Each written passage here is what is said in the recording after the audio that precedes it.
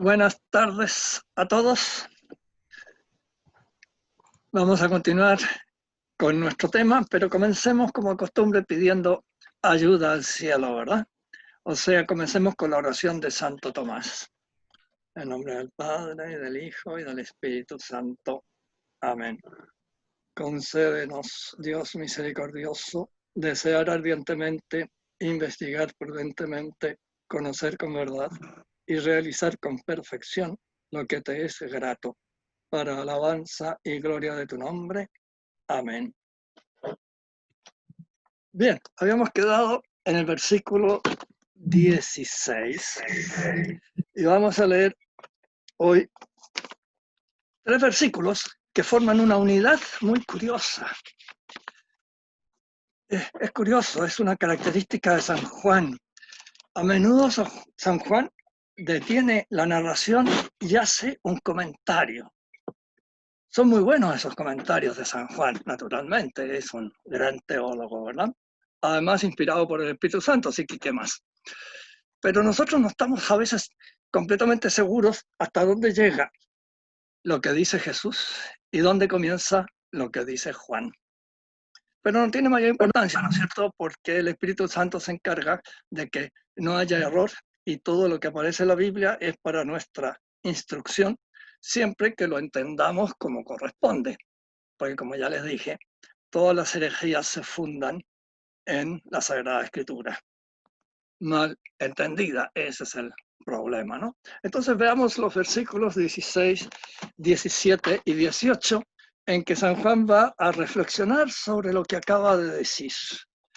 Y dice así: pues de su plenitud hemos recibido todos gracia tras gracia, porque la ley fue dada por Moisés, la gracia y la verdad vinieron por Jesucristo. A Dios nadie le ha visto jamás. El Dios, Hijo único que está en el seno del Padre, es quien lo ha dado a conocer. Estas palabras han resultado bastante misteriosas y han recibido muchas explicaciones diferentes, que por supuesto no vamos a entrar en ellas porque alargaríamos muchísimo la exposición, ¿no es cierto? Había dicho antes de que por Jesús nos viene esa gracia tan especial que es la de llegar a ser hijos de Dios, ¿verdad? Y luego, entonces viene a explicar que de su plenitud todos hemos recibido. Claro, porque la plenitud de la gracia está en Jesucristo. ¿Y por qué? Recuerden, la vida, la gracia es una nueva creación, ¿se acuerdan que lo explicamos la otra vez? Es una segunda creación en la cual tenemos una participación muy especial en la vida misma de Dios. Y por eso se dice que el pecado mortal mata la gracia, porque nos deja sin participar en una nueva vida, vida sobrenatural, a la que no tendríamos absolutamente ninguna posibilidad nosotros de alcanzar. Es un regalo, y como es un regalo se llama gracia. ¿Verdad que en la antigüedad el rey solía hacerle gracia al condenado y le mutaba su pena de muerte por alguna otra pena? Era una gracia.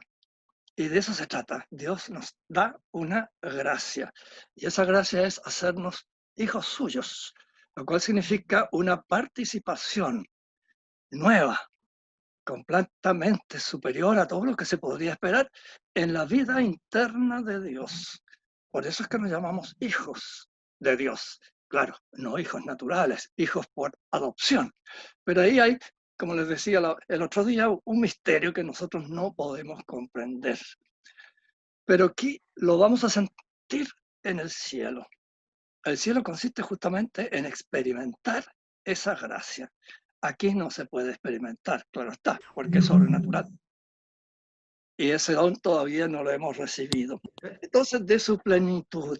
Y Santo Tomás hace un comentario excelente de esta frase. Y dice que la plenitud absoluta está en Cristo. Claro, porque en Dios está en Cristo. Pero a la primera persona que baja esa plenitud es a la Santísima Virgen María. Y también hay una plenitud en la Virgen María que no se da a nadie más, ni siquiera a los ángeles. Fíjense que el ángel Gabriel le dijo, llena eres de gracia. Y Santo Tomás se toma muy en serio esas palabras, llena eres de gracia, por lo tanto tiene plenitud de gracia. Y esa plenitud de gracia es, dice Santo Tomás, desbordante. Y de ella pasa a nosotros. Y lo curioso es que él dice, desde Adán hasta el último hombre, la gracia que han recibido pasó por María. Es decir, Santo Tomás proclama, entre comillas, ¿no?, el dogma de la mediación de todas las gracias de la Santísima Virgen María, ¿verdad? Ese dogma que se pidió que en el Concilio Vaticano se proclamara, pero como era un concilio pastoral y no dogmático, entonces hubo obispos que se opusieron a esta proclamación. En realidad era para no tener un nuevo conflicto con los protestantes que no tienen ninguna devoción hacia la Santísima Virgen. Así que seguimos esperando la proclamación de este dogma. Pero fíjense, Santo Tomás lo ve aquí, en este versículo. Esa gracia, esa plenitud de gracia se da en Jesucristo, absolutamente, ¿no? Pero en María hay una participación especialísima, ya que pasa la gracia por ella y después va desde Adán y Eva hasta el último hombre, dice Santo Tomás. Es increíble este comentario, ¿verdad?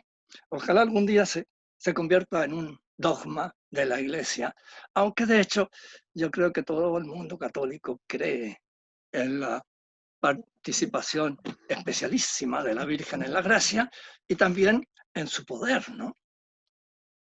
San Bernardo le llamó la omnipotencia suplicante a la Virgen, porque todo lo que la Virgen le pida a Jesucristo, Jesucristo lo hará. De modo que ella tiene esa cosa especial, ¿no?, de ser todopoderosa, como Dios lo es. Claro que en ella es subordinado, por supuesto, a la omnipotencia divina, pero a ese nivel ha sido elevada la Santísima Virgen. Y Santo Tomás lo ve en esa frasecita, ¿no? Pues hemos recibido todos de esa plenitud de Jesús, gracia tras gracia. Es decir, todas las gracias. Y también aquí él hace otra distinción. La gracia que nosotros recibimos en el bautismo es la primera, pero luego vamos a tener la segunda. Y la segunda es la visión beatífica. En este momento tenemos la gracia santificante, mientras no cometamos un pecado grave, ¿verdad? Pero no lo sentimos. No podemos tener certeza absoluta de que estamos en gracia. Por desgracia, permítanme la repetición, no podemos tener esa certeza absoluta, ya que hay pecados que nosotros cerramos los ojos, no los vemos y después creemos que no hemos cometido ningún pecado. Eso es peligrosísimo, es peligrosísimo. Así que es bueno confesarse, ¿no?, de esos pecados que tal vez yo no los tenga presentes, pero que pueden estar en mí, por ignorancia, por ejemplo. Pero la ignorancia puede ser culpable. Y si es culpable, hay un pecado. Pero uno no se da cuenta, ya se olvidó de que fue, qué sé yo, flojo, que le dio lata ir a ese retiro al que lo estaban invitando, y en ese retiro iba a recibir una gracia especial y se quedó sin esa gracia. E iba a comprender una verdad que no comprendía y se quedó sin comprenderla. Se fijan que puede ser muy grave. Así que hay que tener bastante cuidado y siempre mirar con cierto temor. Pero claro, sabemos que Dios nos comprende, ¿verdad? A nosotros mucho mejor que nosotros mismos nos comprendemos a nosotros. Y después hay otra frase que ha llamado mucho la atención y que se ha discutido mucho, ¿no? Porque la ley fue dada por Moisés, la gracia y la verdad vinieron por Jesucristo. Recuerden que San Juan es judío y que los judíos no recibieron a Jesucristo y ellos se declararon hijos de Abraham. Y Jesucristo le dijo, no sois hijos de Abraham porque Abraham vio mi día y se alegró y vosotros queréis matarme. ¿Se acuerdan ese texto? Bien, entonces les llama la atención a los judíos la superioridad de Cristo sobre Moisés. Moisés, como fue el que dio la ley, pasa a ser el número uno para los judíos, ¿verdad? Es el gran legislador, el gran profeta, el que forjó como ministro de Dios al pueblo de Israel. Y sin embargo, aquí declara San Juan que Jesús es superior a Moisés, porque de Moisés vino la ley. La gracia y la verdad vinieron por Jesucristo. Claro, recuerden que en el Antiguo Testamento la revelación va poco a poco creciendo. En cambio, encuentra su plenitud en la revelación de Jesucristo. Por eso la verdad viene por Jesucristo. Y lo mismo, la gracia santificante que daba la circuncisión venía también por Jesucristo. No tiene que llamarnos la atención de que toda la historia anterior a Jesucristo está en las manos de Jesucristo, porque Jesucristo es Dios. Y para Dios el tiempo no importa. De modo que desde el comienzo de Adán, él ya ve a Jesucristo. Él ya tiene a Jesucristo en mente. Y todas las gracias actuales que le da a todos los hombres desde Adán para adelante, para que se salven, provienen de Jesucristo, del sacrificio de Jesucristo en la cruz. Y por eso es tan bueno que se divida la historia en antes de Cristo, después de Cristo, ¿verdad? Porque Él es el dueño de la historia. Así que nos llega toda gracia por Jesucristo, incluso a los anteriores. Y agrega un nuevo comentario que también ha despertado muchísimas dudas y muchísimas explicaciones. El versículo 18. A Dios nadie le ha visto jamás. El Dios, Hijo único, que está en el seno del Padre, ese es quien lo ha dado a conocer. Así que vuelve a insistir San Juan en que el Hijo, que estaba en el seno del Padre, es decir, que estaba oculto en Dios, durante todo el Antiguo Testamento no se menciona jamás un Hijo de Dios. No se menciona la Santísima Trinidad. Está oculta. Y eso es lo que él dice con esa expresión, ¿no? Estaba en el seno del Padre, o sea, en el interior, en la intimidad del Padre. Allí estaba el Verbo y Jesús lo ha dado a conocer.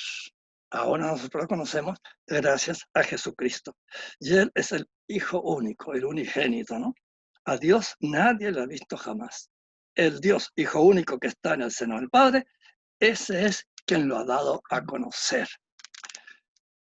Después de leer esto, podrían leer ustedes el comienzo de la primera carta del apóstol San Juan, que leí la primera vez que hablé con ustedes a través de este programa, ¿no? Cuando San Juan, piensen ustedes, cuando San Juan escribe esto, es nonagenario, por lo menos octogenario. San Juan debe haber nacido alrededor del año 10. Y este evangelio está escrito después del 96, de la segunda persecución, 94, 95, 96, de Domiciano, el emperador, después de esa fecha. Así que ya tiene por lo menos 85, 86 años y nadie sabe qué año murió. Casi todos piensan que después del año 100, de modo que ha pasado los 90 años casi con certeza, ¿verdad? Entonces, este está lleno de gracia y de verdad. Y eso nos lo ha comunicado a nosotros. No sé si quieran alguna aclaración o pasamos al testimonio de Juan el Bautista. ¿Seguimos? No, por el momento no hay ninguna pregunta, don Juan Carlos. Ya, perfecto. Entonces, el testimonio de Juan el Bautista, pero el segundo testimonio que va a dar, y después va a dar un tercero, San Juan, ¿no? Y pueden ustedes completar esto después en su casa, en San Marcos, en San Mateo y en San Lucas, que se presentan otros rasgos de Juan el Bautista. Digamos que Juan el Bautista se presenta incluso por su vestimenta, una simple piel de camello, y por su alimentación, langostas y miel silvestre. En esa época se comían las langostas, ¿no? Se las asaba, se las doraba, se las tostaba, se les sacaban las alas, por supuesto, y las patas y se comía la langosta. Y lo mismo, la miel silvestre, aunque llamaban miel también ellos a la exudación de ciertos árboles. Las palmas de Jericó, por ejemplo, eran famosas por la miel que producían, pero otros árboles también producen. Es decir, la austeridad más grande que ustedes puedan imaginar, ¿no? Esta frase no hay por qué tomarla al pie de la letra, ¿verdad? Porque eso no es alimento para nadie.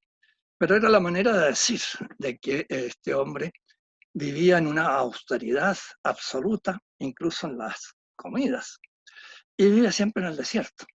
Y aparece en el desierto, que era una de las ideas que tenían los judíos de entonces, que el Mesías iba a aparecer de pronto, adulto, sin que nadie supiera de dónde venía, y en el desierto. Y San Juan aparece así, o sea que aparece como quien dice, encarnando la idea de profeta que tenían entonces en Israel. Y va a causar una impresión inmensa, gigantesca.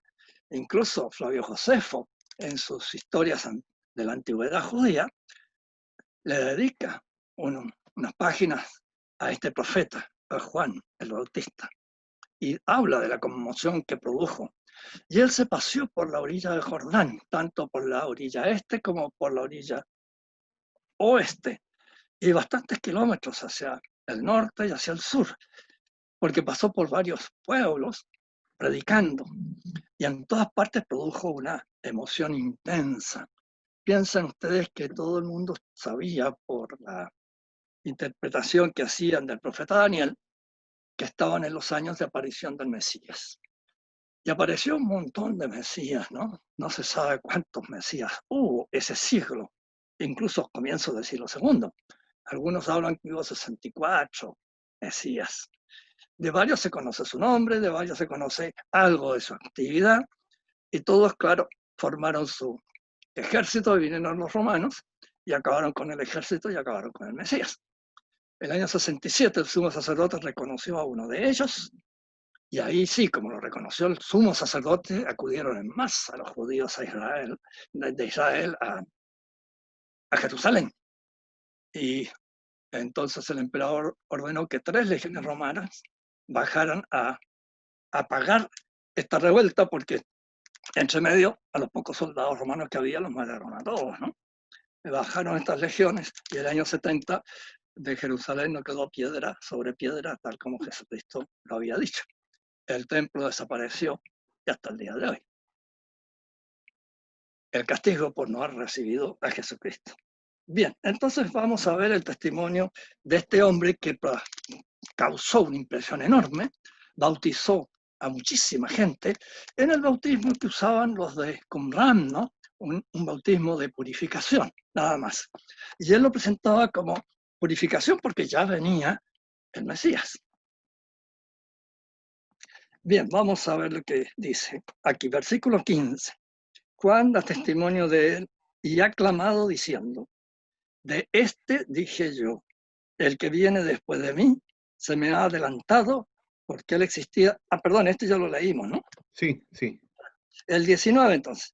Y este es el testimonio de Juan. Cuando enviaron a él los judíos desde Jerusalén, sacerdotes y levitas, a preguntarle, ¿tú quién eres? Él contestó y no negó, confesó, yo no soy el Cristo. Entonces, ¿qué?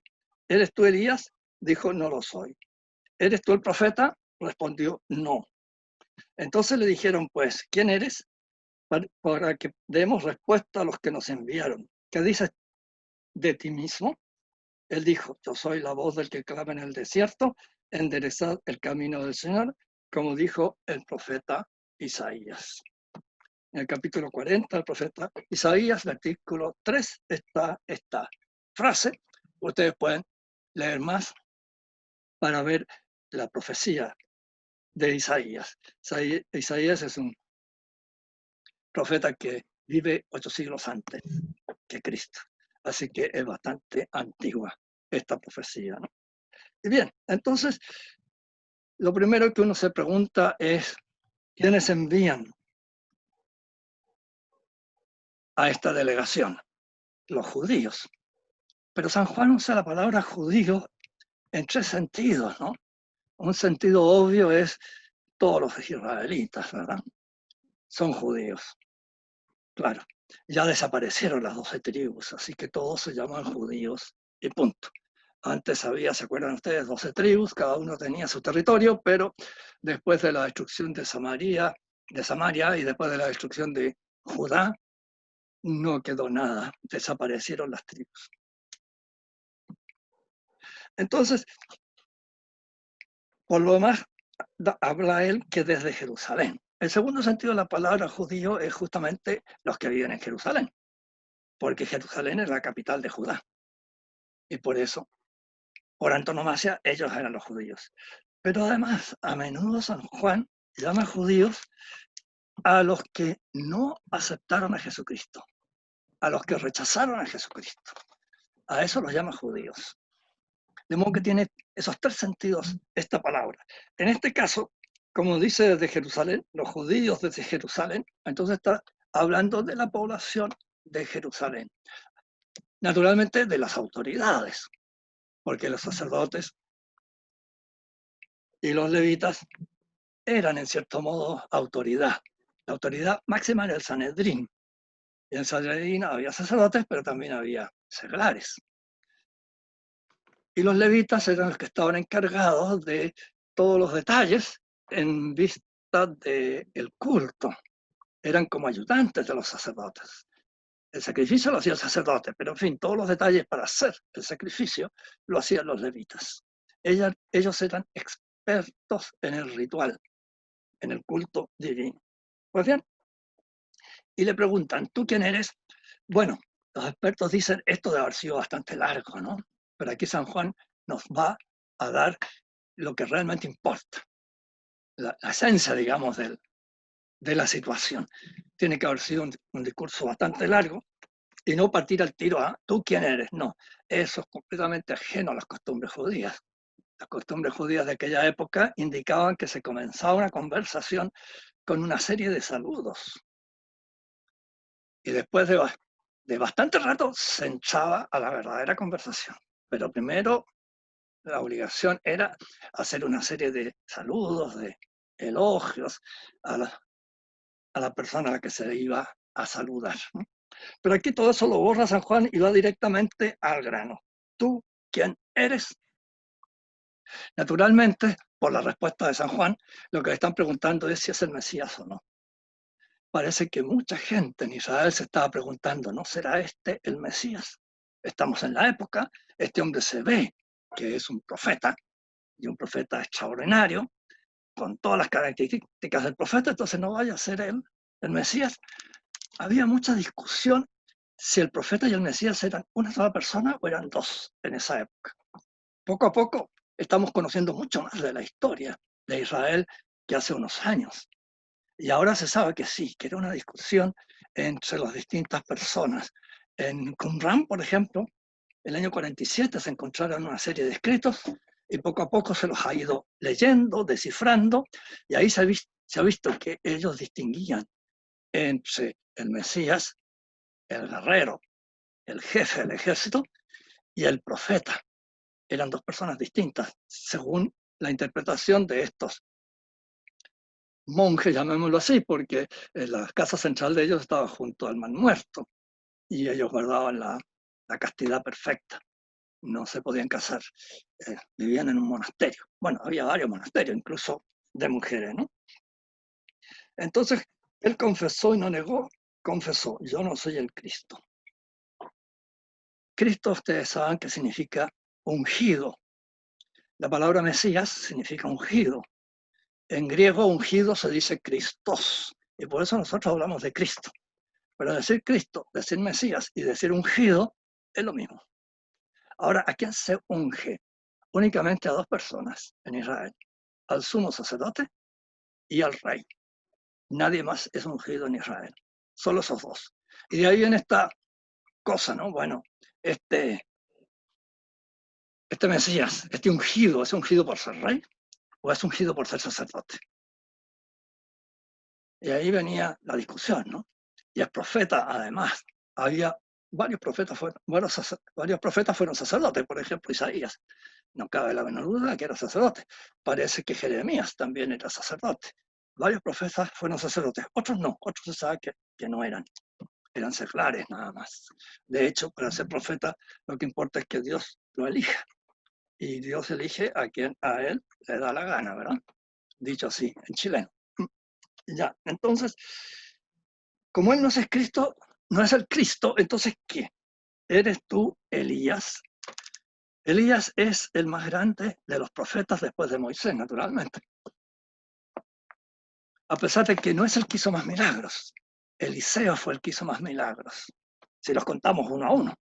Pero en la tradición judía, el profeta por excelencia es Elías. Y como a Elías se lo llevó un carro de fuego y ascendió al cielo vivo, entonces surgió esta idea, ¿no? De que iba a regresar. Y por eso le preguntan, si no eres el profeta, entonces eres Elías.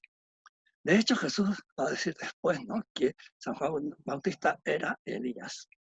Pero no en sentido ontológico, ¿no? No es que el alma de Elías haya entrado en el cuerpo de Juan el Bautista, sino en el sentido de ser el profeta por excelencia. Era Elías, pues ahora es Juan, ya que él señala directamente al Mesías, en cambio el otro lo ve de muy lejos. Imagínense, es del siglo IX, octavo antes de Cristo, Elías. En cambio San Juan lo va a señalar como quien dice con el dedo, ¿no? Ahí está. Y por eso él es el más grande de todos los profetas. Y por eso él es el nuevo Elías, por así decirlo, ¿no? Bien, entonces, ¿eres tú el profeta? No. ¿Eres tú Elías? No lo soy. De modo que los tres personajes no es ni el Mesías, ni es Elías, ni es el profeta. Entonces, ¿quiénes quedan sin saber qué decir? Estos delegados de los sacerdotes y levitas, ¿no? ¿Qué dices tú de ti mismo? Y ahí él les responde con esa frase: yo soy la voz del que clama en el desierto, enderezad el camino del Señor. Y justamente él aparece en el desierto. Y él es el que va a anunciar y va a decir, este es el Mesías. Y de hecho es lo que vamos a ver a continuación, como él señala. O sea, cuando hay esta aparición, Jesús todavía no ha aparecido. En cambio, en el versículo 14, cuando dice, o 15, ¿no? Cuando dice San Juan, evangelista, dice, Juan, el Bautista, da testimonio de él y ha clamado diciendo, de este dije yo, el que viene después de mí. De este dije yo, o sea, Jesús estaba presente. En cambio, este otro testimonio es anterior. Meses, años, no sabemos cuánto tiempo Juan estuvo predicando. Recuerden que en aquella época no era como ahora, que nosotros ahora nos fijamos que la historia respete cuidadosamente las fechas. Para ellos no tenía importancia. Y podían decir antes lo que sucedió después lo que sucedió antes, era indiferente. Recuerden, ¿no? Lo que les dije al comienzo, cuidado, la cultura de ellos es muy distinta de la nuestra. Y aquí ven ustedes que el primer testimonio de Juan el Bautista, con Jesús presente, y el segundo es antes de que Jesús aparezca. ¿Cuánto tiempo antes? No podemos decirlo, ¿no? Luego viene otro testimonio más, que también es anterior a... Pero en fin, nos falta terminar todavía este testimonio, ¿no? Había también enviados de los fariseos. Había otro grupo. Unos son enviados por sacerdotes y levitas, ¿no? Y otros son enviados por los fariseos. Los fariseos era una escuela de espiritualidad que había en aquella época, que defendían directamente de los macabeos. ¿Se acuerdan de los macabeos? Perdieron la guerra, pero ganaron la paz, por así decirlo, ¿no? El templo que había sido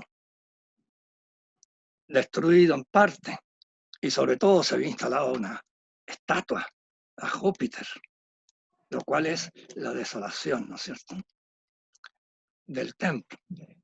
Los macabeos sacan la estatua, vuelven a consagrar el templo, vuelven a levantar el altar, y el templo empieza a funcionar nuevamente como correspondía. Y cuando viene la paz, a pesar de la derrota de los maniqueos, ya los griegos no se atrevieron a tocar el templo para no provocar otra guerra más, ¿no? De modo que perdieron la guerra, pero ganaron la paz. Y de ahí, de esos guerreros va a salir esta espiritualidad que son los fariseos, que son muy, muy estrictos y se van poniendo muy orgullosos. Ellos desprecian a todo el resto.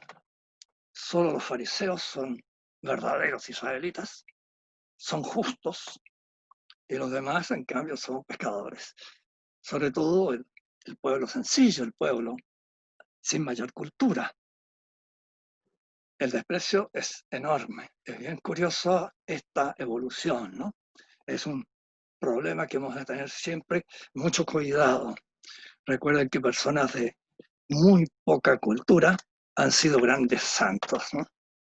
Así que el que uno tenga más cultura no le permite despreciar a nadie, porque Dios no va a juzgar la cultura, sino la santidad nuestra.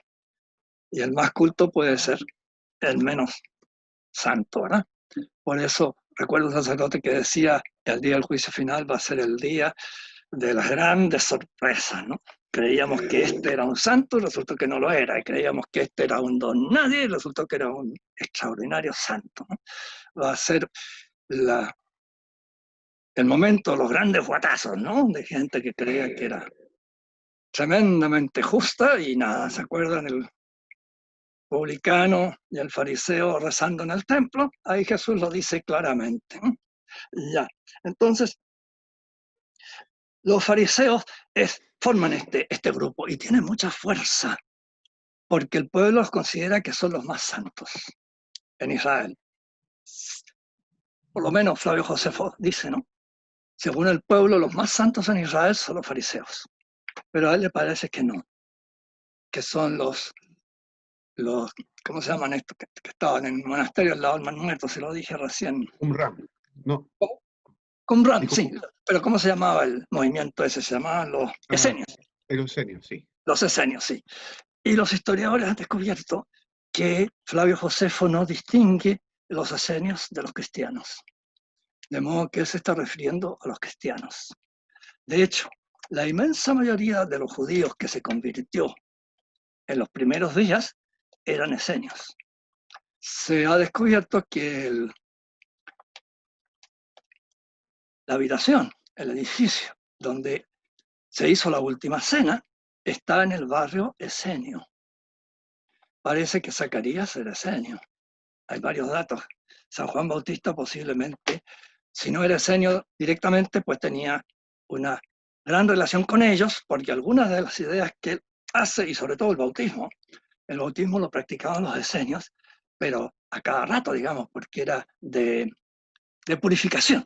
Entonces, antes de las fiestas importantes, por ejemplo, todos se iban a bautizar por purificación. Y eso es lo que hace San Juan Bautista. Es un bautismo de purificación, no como el nuestro, que se puede hacer una sola vez y después nunca más, porque ahora es un sacramento. Y es un sacramento que da la gracia, que da la vida sobrenatural. Y por eso no se puede repetir. Y justamente este segundo punto se va a referir a eso, ¿no? Había también enviado fariseos, versículo 24, y le preguntaron, ¿por qué pues bautizas si tú no eres el Cristo, ni Elías, ni el profeta? Para los fariseos esto del bautismo no, como no estaba en la escritura, no, esto era una cosa rara. Ellos no aceptan el bautismo. Los esenios sí. Los esenios son los que se bautizan, ¿no? Pero ellos no. Entonces, el bautismo les cae mal. ¿Por qué tú bautizas si no eres el Cristo, ni Elías, ni el profeta? O sea, ¿qué autoridad tienes para ponerte a bautizar al pueblo? Y San Juan no les responde lo que ellos quieren, ¿no? No les dice qué autoridad tienen. Les respondió, yo bautizo con agua, versículo 26, pero en medio de vosotros hay uno a quien no conocéis, el que viene después de mí y al que yo no soy digno de desatar la correa de sus sandalias. Así que el bautismo que él hace es solamente un bautismo de purificación, el bautismo de los asenios, ¿verdad? Que consistía en zambullirse en el agua. Pero claro, si no se estaba cerca de un río, no se podían zambullir en el agua, ¿no? O de una piscina. Entonces en muchas casas había al lado de la puerta una piedra cóncava, de modo que el que se quería bautizar ahí se despojaba de sus vestiduras y se paraba allí y entonces le echaban agua sobre su cabeza para que corriese por todo el cuerpo y quedase almacenada ahí en esa piedra cóncava. La casa de Loreto que hay en Italia, que se supone que fue la casa de Nazaret, tiene esa piedra. Es uno de los datos que nos hace pensar que es muy posible que sea realmente la casa de Nazaret, de San José. Entonces yo bautizo con agua. Pero entre vosotros hay uno que no conocéis, el que viene después de mí, y al que yo no soy digno de desatar la correa de sus sandalias. Increíble la humildad de San Juan, el hombre que ha provocado una especie de revolución en Israel, ¿no? Acude de todas partes el pueblo a bautizarse. Él dice que viene detrás de él otro, a quien no conocéis, ¿no? Y yo no soy digno de desatar la correa de sus sandalias. O sea, una labor propia de esclavos. Cuando una persona llegaba a una casa, bueno, generalmente la gente andaba sin zapatos, ni sandalias, ni nada, ¿no? Pero si se viajaba, se iba a un lugar un poco más lejos, sí, calzaban sandalias. Y al entrar en la casa, venía un esclavo, le sacaba las sandalias, le lavaba los pies. Ya lo vamos a ver en la boda de Caná, este gesto, ¿no? Y una vez con los pies lavados, entraba en la casa. Y San Juan se declara que ni siquiera es digno de ser esclavo del que viene después de él. Increíble, ¿no? Realmente increíble, con toda la fama que él tenía. Bueno, hemos llegado a la hora. Ah, no, todavía no. Así No, que todavía podemos. queda un par de minutos. Sí.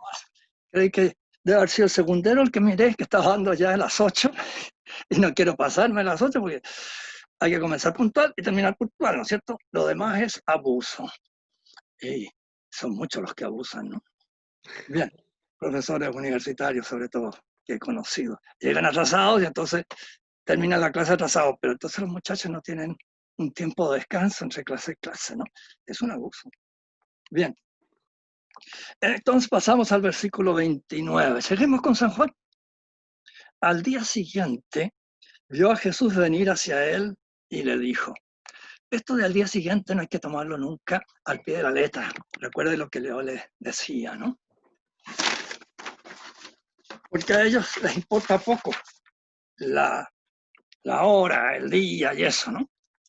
De modo que ese al día siguiente puede que sea estricto, ¿no? O puede que sea unos días después, ¿no? O una semana después, da lo mismo. A ellos eso no les importa, ¿no? Bueno, al día siguiente vio a Jesús venir hacia él y dijo, he aquí el Cordero de Dios que quita el pecado del mundo. Este es aquel de quien yo dije, después de mí viene uno que ha sido antepuesto a mí, porque él existía antes que yo. Yo no lo conocía, mas para que fuera manifestado a Israel, vine yo bautizando con agua. Este es otro testimonio, ¿no? Y luego va a venir otro más.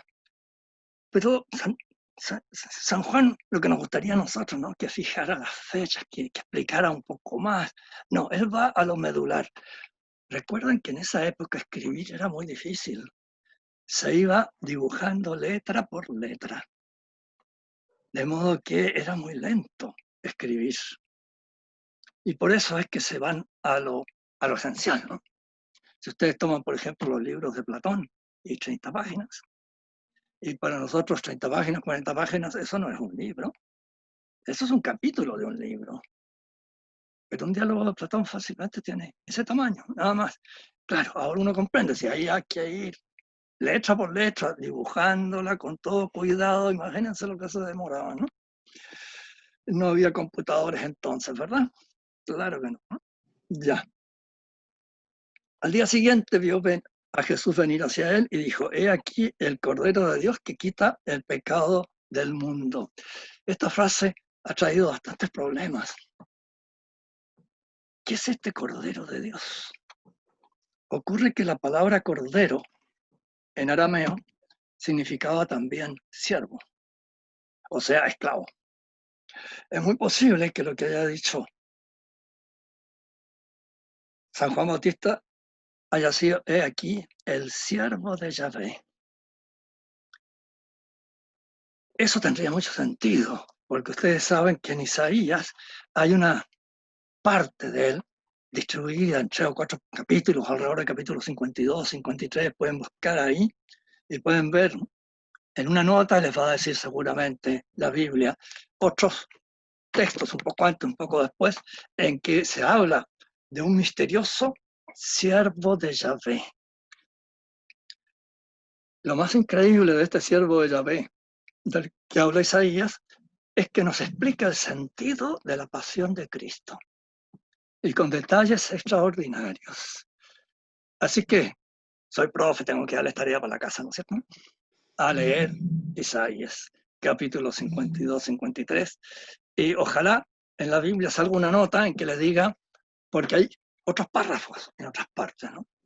Y ahí aparece un siervo de Yahvé, y ese siervo de Yahvé cargó con nuestras culpas y fue castigado y fue equiparado en su muerte a los ladrones, sin dar una serie de datos que uno dice, pero es lo que le pasó a Jesucristo, ¿no?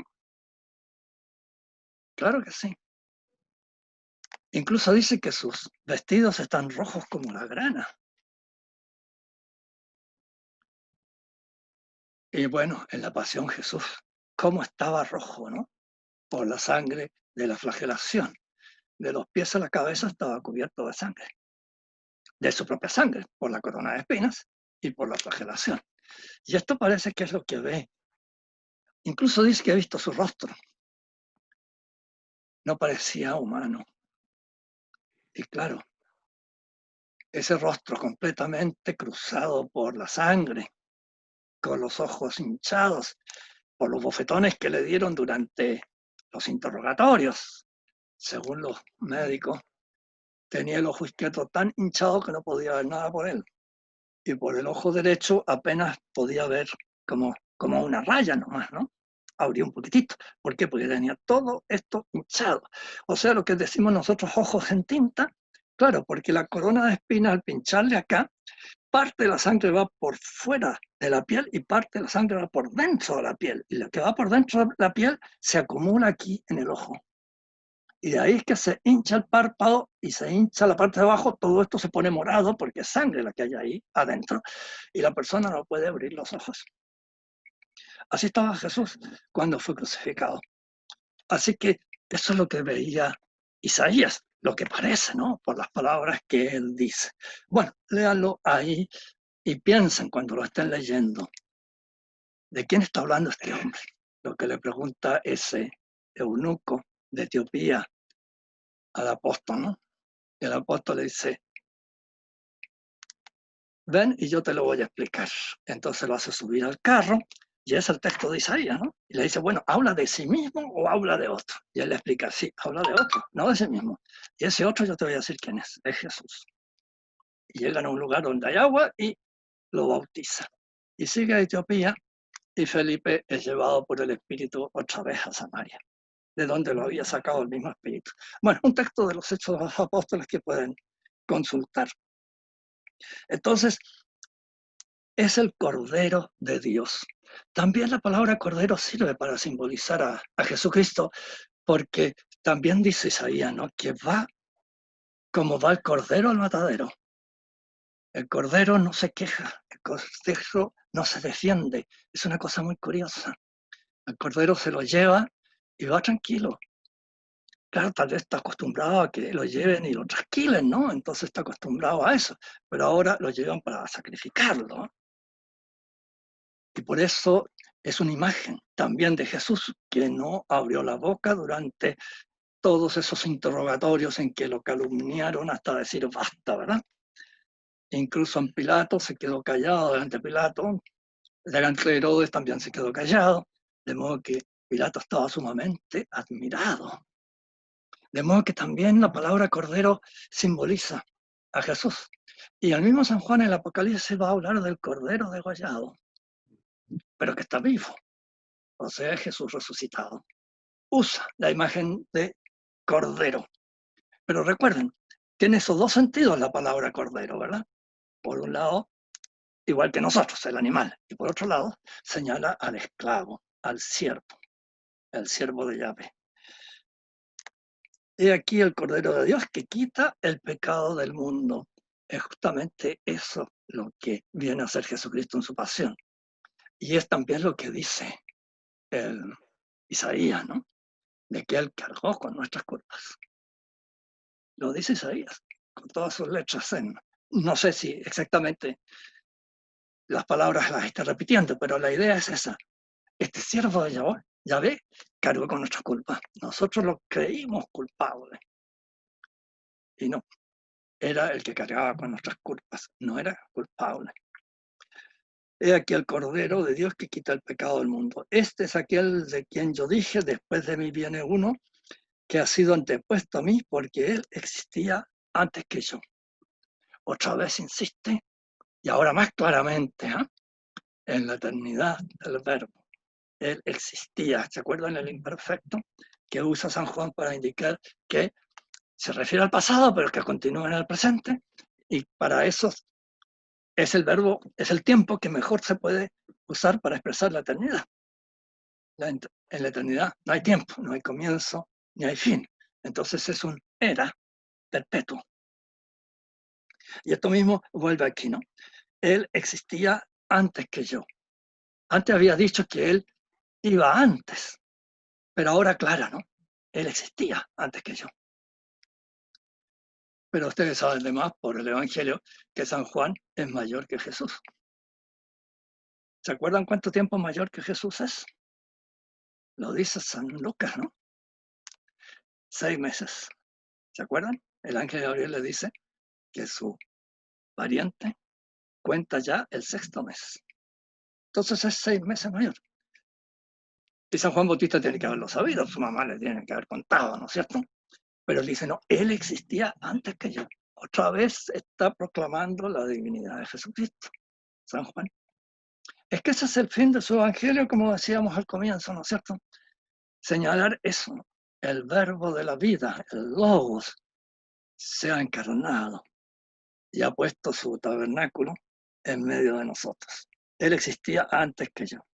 Sigue, dice, yo no lo conocía, más para que fuera manifestado a Israel, vine yo bautizando con agua. Y Jesús llegó y se bautizó. San Juan no quiso bautizarlo, ¿recuerdan? Porque claro, ¿cómo iba a presentarse ante todos como un pecador? No es que el bautismo era de purificación. Entonces, al entrar Jesús al agua y bautizarse, se presentaba como un pecador igual que los demás. Y San Juan Bautista sabía que no lo era. Había sido concebido por el mandato del ángel a la Virgen Santísima, de modo que era hijo de Dios. Entonces no podía tener pecado. Y Jesús no le explica, solo le dice que conviene hacer así. Y Juan hace lo que Jesús le dice. No sabemos, ni podemos saber, ¿no? ¿Cuánto sabía San Juan de Jesús? Porque en ninguna parte aparece. Bastante tiene que haber sabido, ¿no? Por la iluminación del Espíritu Santo. Pero no sabemos hasta qué punto. Porque el Espíritu Santo suele iluminar en lo esencial. No nos da los detalles, no nos, como quien dice, nos satisface nuestra curiosidad. A nosotros nos gustaría saber cuánto medía Jesucristo, ¿verdad? Si era bien robusto, si era muy musculoso. Bueno, en el Santo Sudario se ven esos detalles. Y de San Juan nos gustaría saber lo mismo, cómo era físicamente. No, no hay ningún dato. Ningún dato. No, si curiosidad fuera.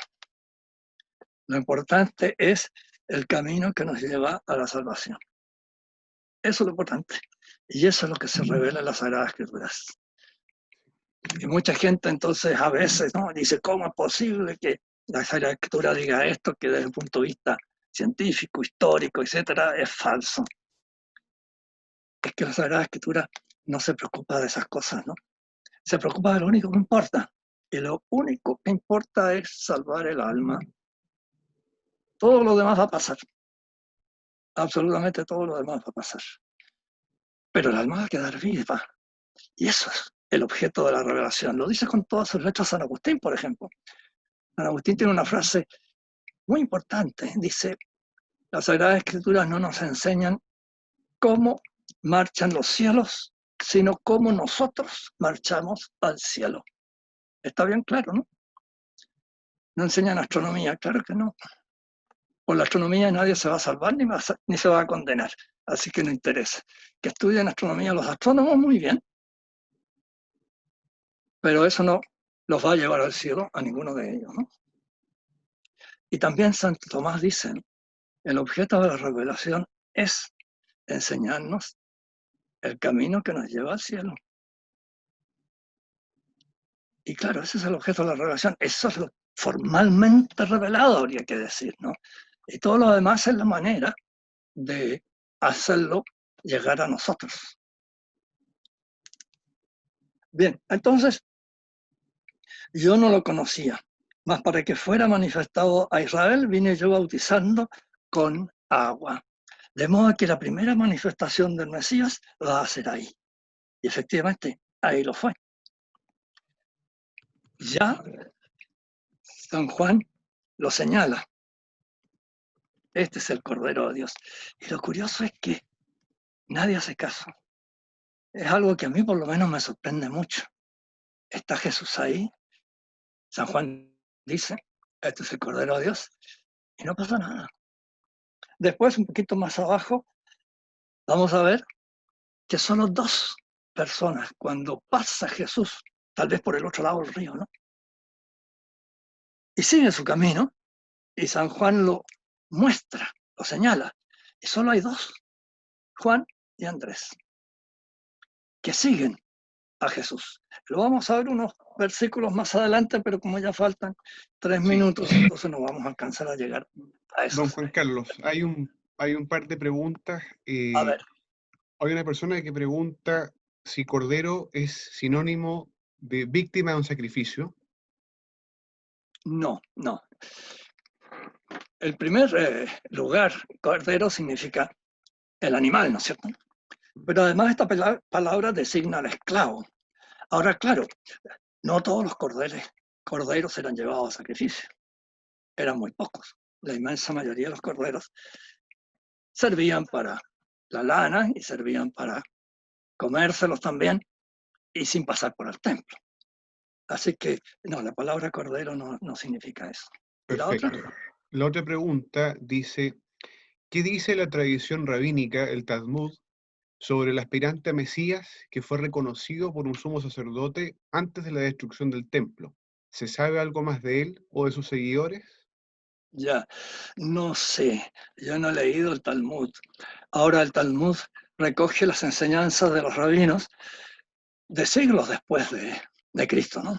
El Talmud, hay 2 Talmudes, ¿no? Y son redactados entre los siglos III o IV después de Cristo. Ha pasado mucho tiempo. Así Sí, que no sé si mencionan siquiera esto. Lo más probable es que no lo mencionen porque como fue un fracaso, no conviene mencionarlo, ¿verdad? sí. Pero no sé, no he Y leído el Talmud. una última pregunta que también es bastante interesante, que dice, ¿todos o la mayoría de esos hombres que falsamente se proclamaron el Mesías en el siglo I y II eran pertenecientes a la casa de David como San José? No, no lo eran. Ahora, como te digo, de la mayoría no sabemos nada. Sabemos que probablemente hubo tantos, ¿no? De unos pocos sí se sabe, y de ellos, de ninguno se sabe que sea la casa de David. Perfecto. Pero a lo mejor lo eran, ¿eh?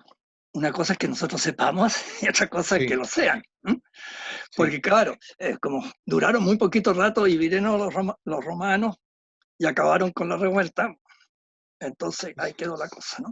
exactamente. Y se sabe, entonces, bueno, ese se llamaba tanto. No se sabe más de él. Entonces, ¿cómo saber si era de la casa de David o no? Imposible. Exactamente. Bien, Bueno, estamos en la sí, hora, estamos ¿verdad? en la hora ya. Así que quedamos en el versículo 31, 31. ¿cierto? Sí, 31. Ya. Bueno, Muy bien, muchísimas pues. gracias. Entonces, hasta la próxima semana, si Dios quiere, y si ustedes también quieren, bueno, ya sabes, muy importante.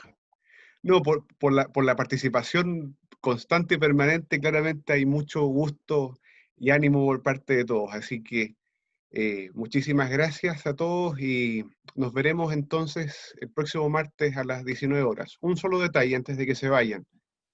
El enlace de Zoom que yo envié ayer a la mayoría aparece 20 horas, pero para que quede claro, para todos los efectos, sigue siendo el curso a las 19. Así que muchísimas gracias y nos vemos entonces el próximo martes a las 19 horas.